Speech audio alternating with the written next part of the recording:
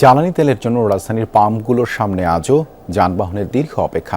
কিছু পাম্পে নিজেদের চাহিদা মতো জ্বালানি পাচ্ছেন গ্রাহকরা, আবার কিছু পাম্পে মানা হচ্ছে রেশনিং ব্যবস্থা। অপেক্ষায় থাকা গ্রাহকদের অভিযোগ, অবৈধভাবে মজুতের কারণেই তেলের এই সংকট।